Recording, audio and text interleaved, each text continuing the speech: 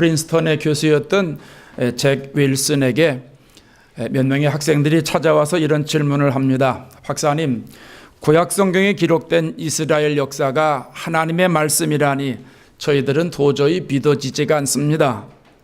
이 점에 대해서 교수님과 함께 토론하려고 왔습니다. 이때 윌슨 교수님이 이렇게 대답했습니다. 학생들은 성경을 몇 번이나 읽어보았는가? 아직 일독을 하지 못했는데요. 그러니까 교수님이 이런 대답을 해요. 나는 지난 40년 동안 밤잠을 설치면서 성경을 읽었는데 한 번도 성경이 하나님의 말씀이 아니라고 의심해 본 적이 없다네. 자네들은 먼저 성경을 한 번이라도 읽고 나하고 토론했으면 좋겠네. 이 말씀을 들은 학생들이 한마디도 하지 못하고 돌아갔다는 이야기입니다. 우리가 성경을 가리켜서 하나님의 말씀이라고 말합니다. 히브리서 4장 12절에 하나님의 말씀은 살아있고 운동력이 있어 좌우에 날선 어떤 검보다도 예리하여 혼과 영과 및 관절과 골수를 찔러 쪼개기까지 하며 또 마음의 생각과 뜻을 판단한다고 말씀합니다. 살아있다고 하는 것은 생명이 있다는 것입니다. 활력이 있다는 것은 파워가 있다는 것입니다. 하나님의 말씀은 생명이 있기 때문에 좌우에 날선 어떤 검보다 예리하고 양날 칼보다도 더 날카롭다는 얘기입니다. 사람의 마음을 꿰뚫어서 영혼과 정신을 딱 갈라놓고 관절과 골수를 찔러 쪼개고 그 마음에 품은 생각, 그 사람의 가지고 있는 속셈을 다 드러낸다는 것입니다. 결국 하나님 말씀 앞에 숨겨진 것은 하나도 없습니다. 벌거숭이처럼 모든 것들이 다 말씀 앞에 드러난다는 이야기입니다. 저는 감사한 것이 하나님께서 우리에게 성경을 주셨다는 것이 얼마나 감사한지 몰라요. 하나님이 성경을 통해서 말씀하시잖아요. 성경을 통해서 내가 하나님의 음성을 들을 수 있다고 하는 것이 얼마나 감사한지 몰라요. 성경에는 하나님의 생명이 담겨져 있는데 성경을 통해서 하나님의 생명을 우리가 소유할 수 있습니다. 만일에 성경이 없었다면 하나님의 뜻을 알 수도 없고 하나님의 생각을 분별할 수도 없고 하나님의 사랑을 깨달을 수도 없습니다. 그런데 하나님이 성경을 주셔서 하나님의 선하시고 기뻐하시고 온전하신 뜻이 무엇인지 분별하도록 역사하셨습니다. 하나님의 뜻대로 알게 되었습니다. 여러분, 얼마나 감사한 일인지 모릅니다. 오늘 본문에도 예수님이 베드로에게 말씀하십니다. 우리가 잘 아는 것처럼 베드로는 말씀과 관계없는 사람입니다. 베드로가 게네사렛 호숫가에서 고기 잡는 어부였지요. 성경에 보면 이 게네사렛 호숫가를 갈릴리 바다, 구약 성경엔 긴네렛 바다 이렇게 표현하죠.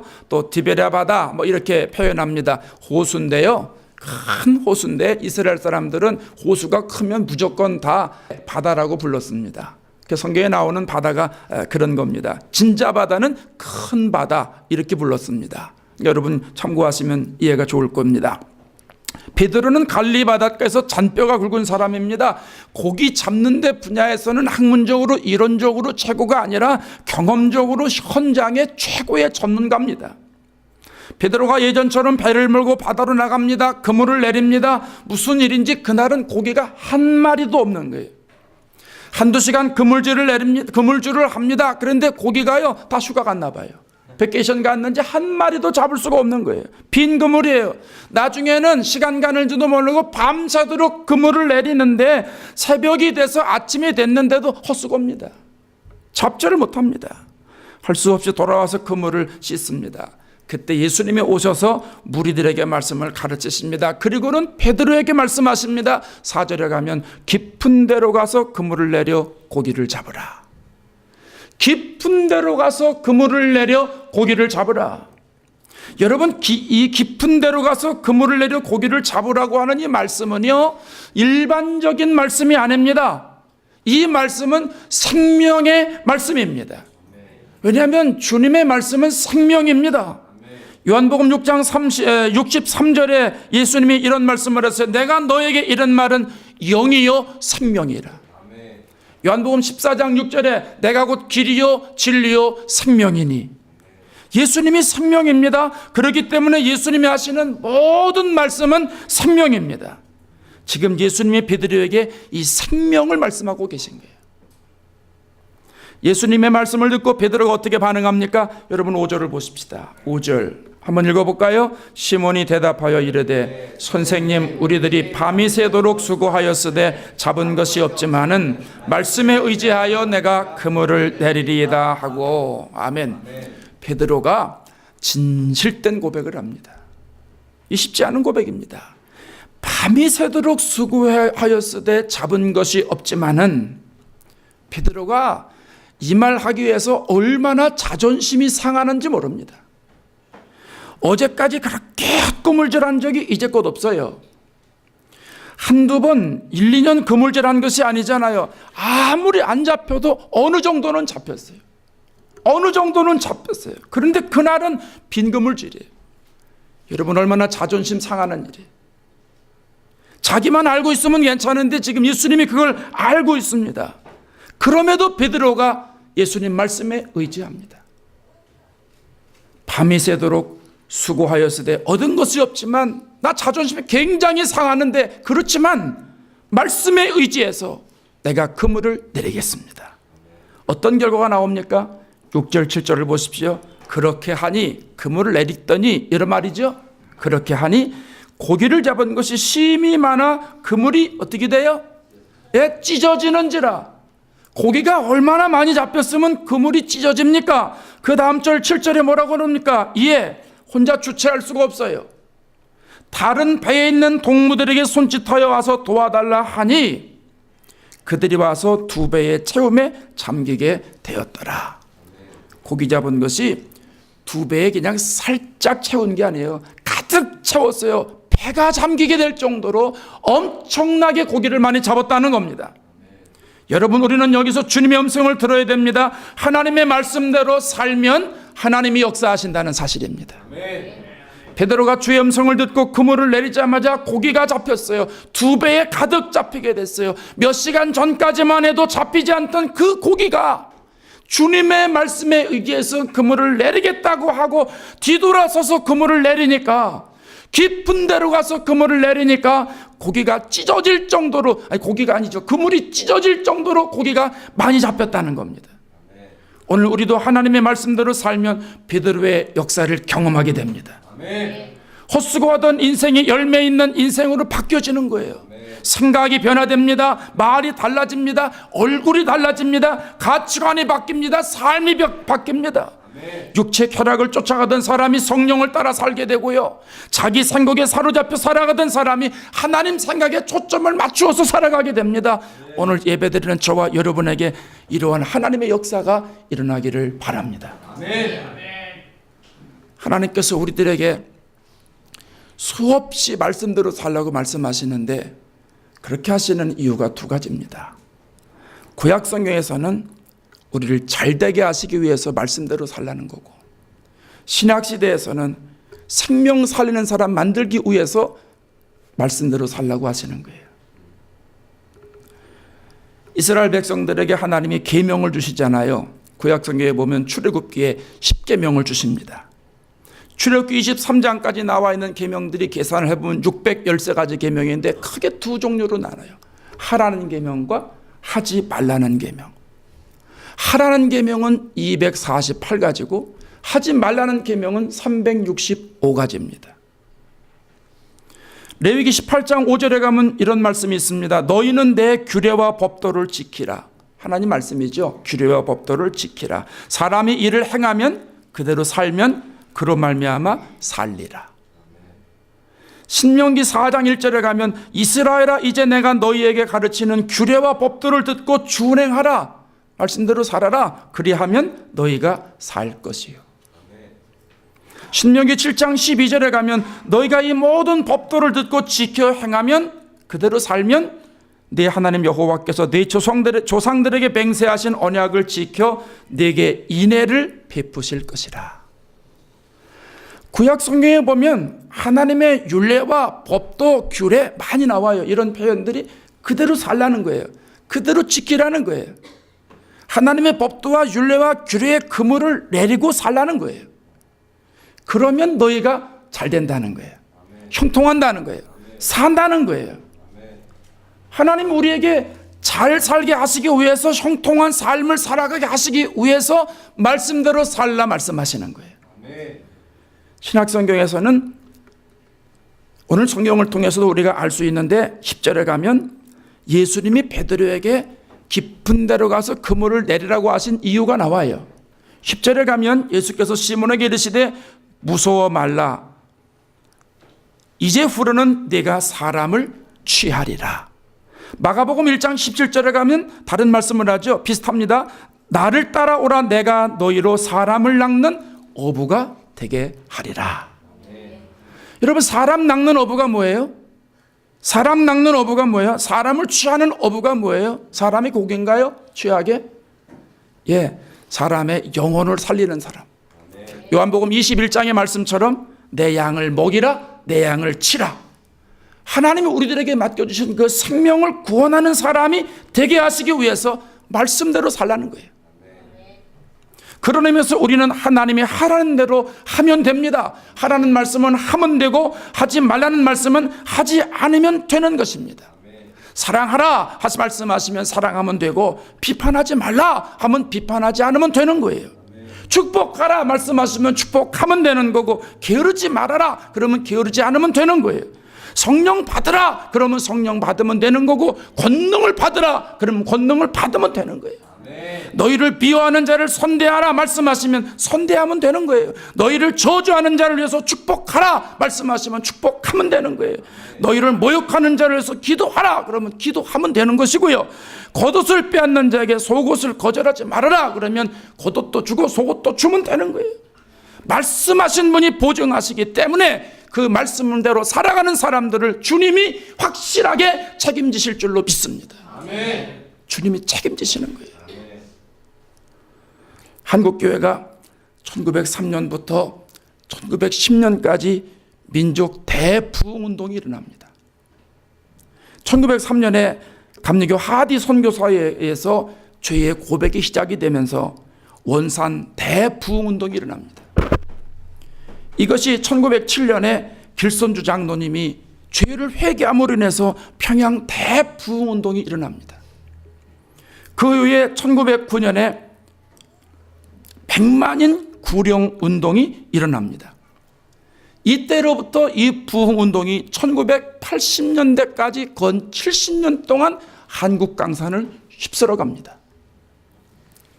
그런데 1980년대를 정점으로 해서 교회가 기울기 시작합니다. 교인이 줍니다. 교회가 문을 닫습니다. 그 이유가 어디 있을까요? 학자들이 많은 연구를 해서 발표를 했어요. 공통적으로 꼽는 이유가 있어요. 성도들이 하나님의 말씀대로 살지 않기 때문이라는 거예요. 예수님을 믿는 사람들이 예수님의 말씀대로 살지 않기 때문이라는 거예요. 성도들이 말씀대로 살지 않으면 하나님 역사가 일어나지 않지요. 하나님 역사가 일어나지 않으면 세상 사람들이 하나님을 볼 수가 없게 되잖아요. 그래서 교회가 안 된다는 거예요. 전도가 안 된다는 거예요. 영혼이 죽어간다는 거예요. 왜 성도들이 말씀대로 살지 않을까요? 학자들이 연구를 했어요. 도대체 이유가 뭘까? 거기에 공통점이 뭐냐면 지식화된 세계 가운데 살면서 성도들이 성경을 지식적으로 받아들인다는 거예요. 성경 공부를 많이 하고 외우고 암송하면서 다 지식화된다는 거예요. 머리로만 한다는 거예요. 이성적으로 한다는 거예요. 합리적으로 한다는 거예요. 자기 계산으로 한다는 거예요. 자신의 이론, 지식, 전통, 구습, 습관이 신앙생활에 담이 되는지도 모르고, 그것이 하나님과 나 사이에 가로막는 장애물이 되는지도 모르고 여전히 머리로 한다는 거죠.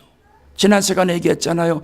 머리에서 가슴으로 내려와야 되는데 30cm밖에 안 되는 요 간격이 왜 이렇게 오래 걸립니까?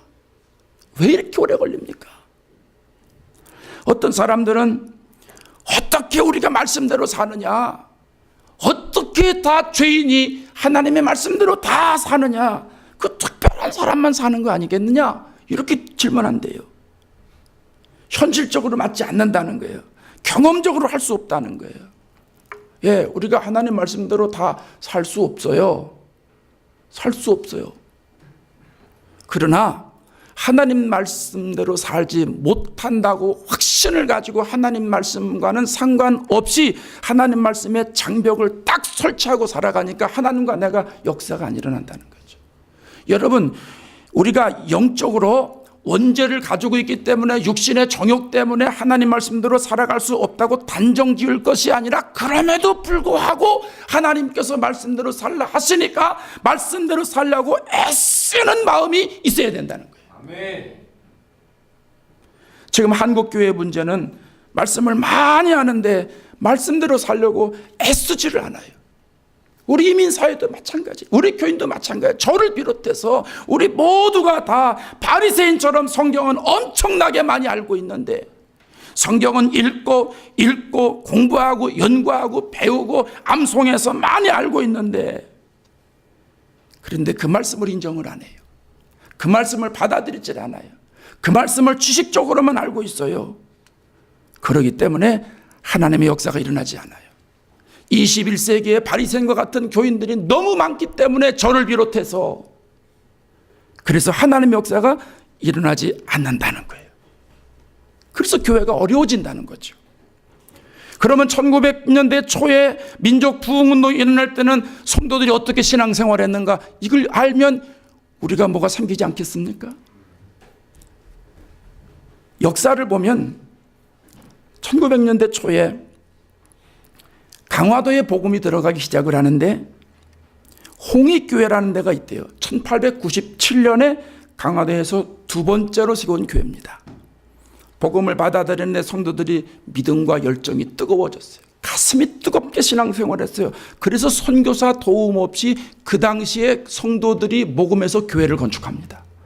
획기적인 일입니다. 이게 미국서 선교사들에 의해서 선교 자금이 가서 예배당이 지어진 게 아니고 초창기는 거의 많은 교회들이 그랬습니다. 미국에 돈을 갖다가 선교비를 갖다가 땅을 사고 학교를 짓고 병원을 짓고 교회를 짓고 많이 했는데 이 교회는 성도들이 헌금을 했어요. 1년 만에 교인들이 80명이 모일 정도로 교회가 뜨거웠다는 거예요. 놀라운 일은 교인들 중에 첫 번째로 세례제가 나왔는데 세례받는 사람들이 나오게 되었는데 성도들이 그랬다는 거예요. 세례받는 사람들이 우리가 이 마을에서 처음 믿었고 한날 한시에 예수를 믿어서 한 형제가 되었으니 한일자, 여러분 아시죠? 한일. 이 한일자로 우리가 돌림자를 쓰도록 우리가 개명합시다 그랬다는 거예요. 이름을 바꾸자는 거예요. 그러니까 성은 부모님이 준 거니까 바꿀 수 없고 그래서 마지막 자를 다 일자로 통일하고 중간에 하나를 붙이는 것을 신앙적으로 좋은 의미에서 신, 능, 또 순, 충성할 때 충, 봉사할 때 봉, 또 은혜할 때 은, 공경할 때 경 이런 것을 넣어가지고 말이죠. 주머니에 넣어가지고 다 제비를 뽑았다는 거예요. 그래서 제비를 뽑아서 능 뽑은 사람은 박능일, 또 순 뽑은 사람은 종순일, 해 뽑은 사람은 권해일 이렇게 해가지고 말이죠. 교인들이 이름을 싹 바꿨다는 거예요. 그래서 사람들이 이 사람들을 보고 예절도 모르는 사람들, 촌수도 모르는 사람들, 산것들, 또 검정개들 그 당시에는 예수 믿는 사람들이 나는 죄인이다 그래서 다 까만 옷 입고 다녔대요.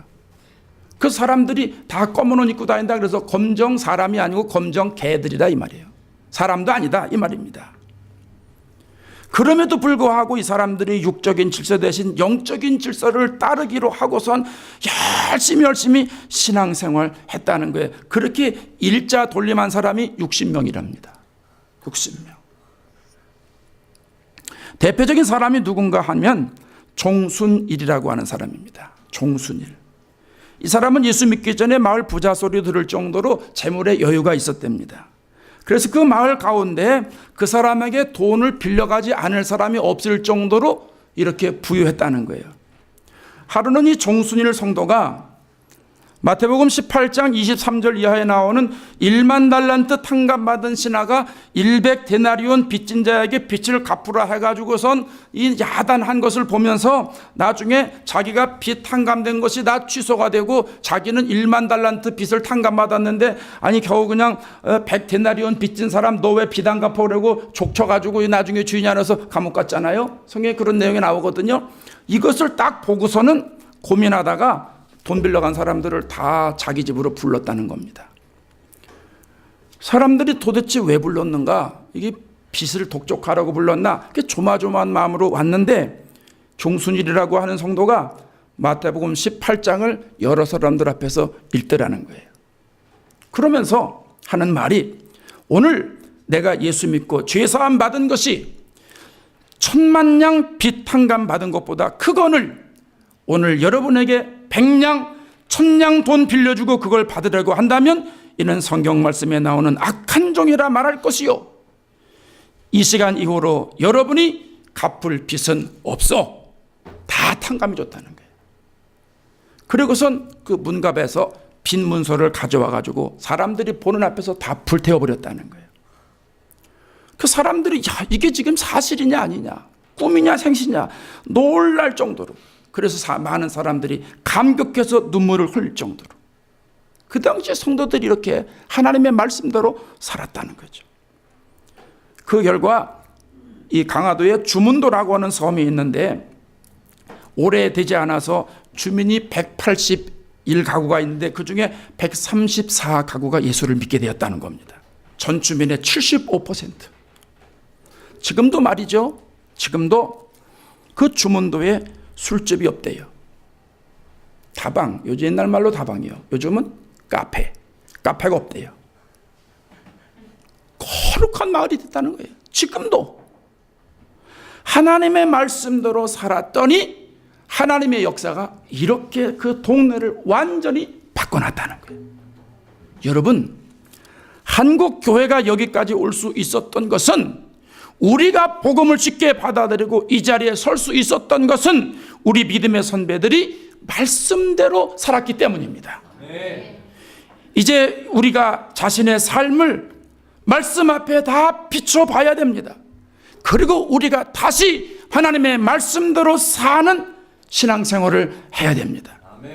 하나님이 우리를 잘되게 하시려고 우리를 생명 살리는 사람으로 만드시기 위해서 말씀대로 살라 하시기 때문에, 믿음의 그물을 던지라 말씀하시기 때문에 오늘 저와 여러분들은 하나님의 말씀대로 살려고 애써야 하는 줄로 믿습니다. 베드로가 자신의 경험과 현실을 앞세웠다면 고기 잡지 못했을 거예요. 인간적인 계산을 했더라면 사람 낚는 어부는 꿈도 꾸지 못했을 거예요. 초대교회 전반부에 나오는 큰 기둥은 되지 못했을 거예요. 오늘날 이스라엘의 이 베드로 고기라고 하는 말은 생겨날 수가 없었을 것입니다. 하나님 앞에 귀하게 값지게 쓰임받지 못했을 것입니다. 그러나 베드로는 예수님 말씀대로 말씀에 의지해서 그물을 내렸습니다. 그 결과 하나님의 역사가 일어났습니다. 오늘 우리들도 이 베드로와 같은 믿음을 소유해야 됩니다. 말씀에 의지해서 깊은 데로 가서 그물을 내리는 그런 베드로와 같은 믿음이 우리들에게 있어야 된다는 거예요. 그런데 우리는 현실의 장벽에 쉽게 무너져 버립니다.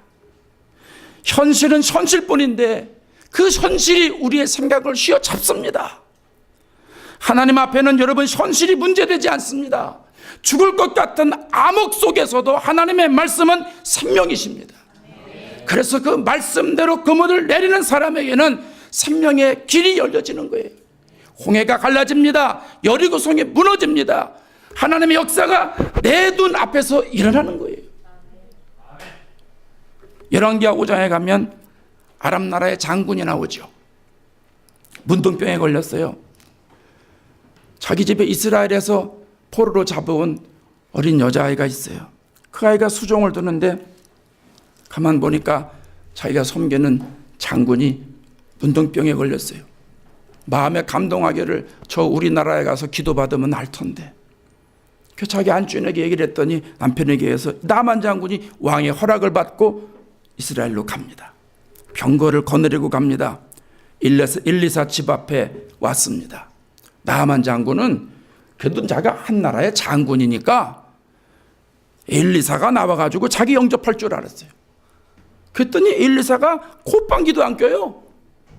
그리고 자기 종을 보내가지고 뭐라고 그러냐 하면 요단강에 가서 7번 씻으라는 거예요. 요단강에서 7번 들어갔다 나왔다 들어갔다 나왔다 들어갔다 나오면 네 살이 회복돼서 깨끗해질 거라는 거예요. 와, 저 나만 장군이 이 말 듣고 말이죠, 화가 뻘컥 났어요. 아니, 우리나라에는 뭐 이런 연못이 없는 줄 아냐? 우리나라에서는 이런 연못이 없어서 그래 여기까지 와가지고 물속에 들어갔다 나왔다 들어갔다 나왔다 그러고 하려고 내가 여기를 왔느냐? 아주 그냥 화가 나가지고 몸을 돌려서 다시 가요.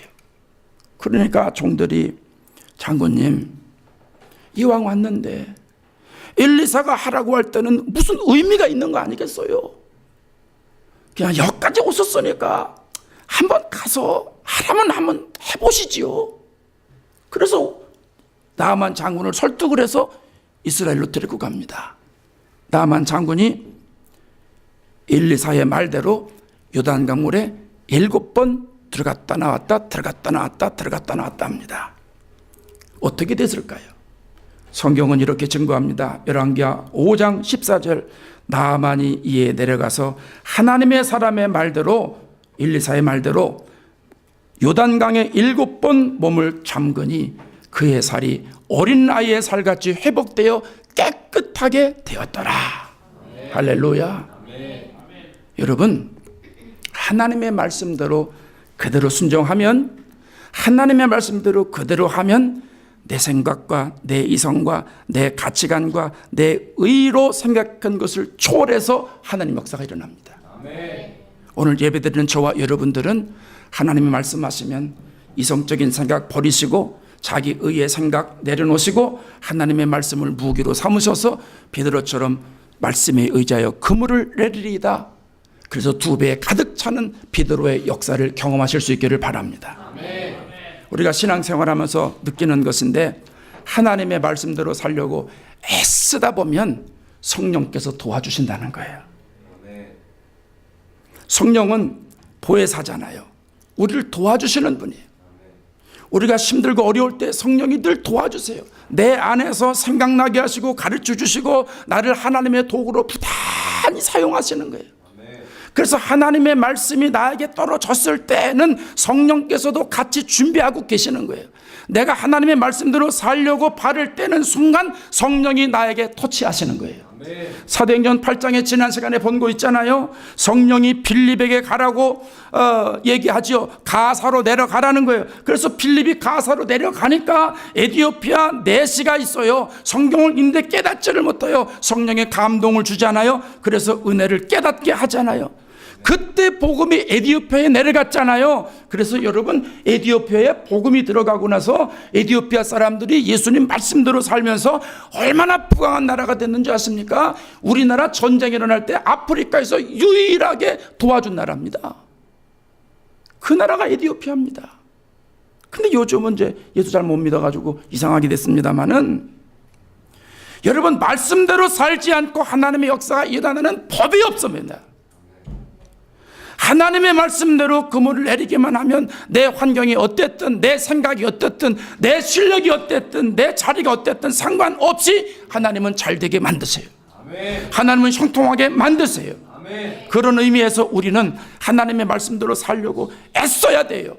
하나님의 말씀대로 살려고 노력해야 돼요. 때로는 손해를 감수하고라도 하나님의 말씀이기 때문에 생명을 걸고 말씀대로 살아야 돼요. 여러분, 이 마음이 있어야 돼요. 이 자세가 있어야 돼요. 이 정신이 있어야 돼요. 우리 성도들 만나면, 지난번에 어떤 성도가 그래요. 목사님, 제가 좀 너무 힘들어요. 왜 힘들어요? 그랬더니, 지난번에 금요일 날 목사님 11조 설교했잖아요. 근데 그게 나에게 팍 와서 해야 되겠다. 그거 했는데 너무 힘들어요. 힘들지요. 아니, 11조를 그렇게 엄청난 거를 하나님 앞에 드리고 자기 생활이 모질하잖아요. 그래서 난 그 다음 달에 안 할 줄 알았어요. 그랬더니 그 친구가 그저 말씀대로 살려고 발버둥을 쳐요. 그 말씀대로 살려고 살림을 줄이는 모습이 내 눈에 보여요. 하나님이 보시고 얼마나 좋아하실까요?